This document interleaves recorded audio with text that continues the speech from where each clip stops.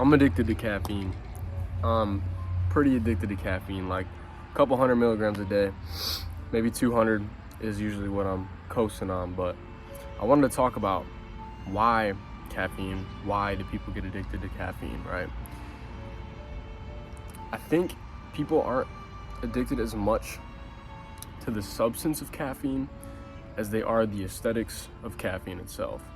So it's the act of drinking the caffeinated drink, the aesthetics of making the coffee, making the espresso, making the mocha coffee, MOKA coffee.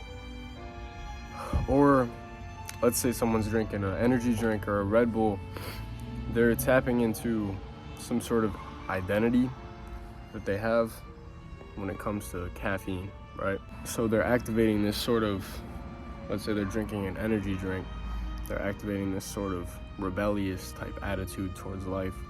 Or let's say they're drinking a classy cup of coffee or espresso. They're taking on this relaxed, chill vibe. It's less of what the substance actually does to you and more about how you feel. It's like, why do people smoke cigarettes and cigars? Winston Churchill, Steve Harvey, I'm sure there's tons of other people, Andrew Tate. Why do they smoke cigars? Well, it's not for the high that they get, it's for the aesthetics of it. It's for how they feel. It's like when you sit here with a cup of coffee in your hand, right? What do you feel like? You feel like, yeah, you're this chill person, right? And I think this is a lot of things. Why do people drink? Why do people smoke? Why do people drink caffeine? Why do people drink water out of certain water bottles? Why do people look at their phones while they're walking down the hallway or while they're sitting down? I think what people are doing is they're buying into this image of themselves that they're trying to feel in order to create an aesthetic inside their reality that makes them feel as if they're beautiful, right? Because if you take on the theory of consciousness, that consciousness is creative potential, then what would consciousness want to do other than see itself as a work of art, see itself as a painting, a beautiful story, right? So essentially what you're doing when you're drinking caffeine, smoking a cigar, stuff like that, is you're buying into an image to portray the aesthetics of what's possible inside your consciousness.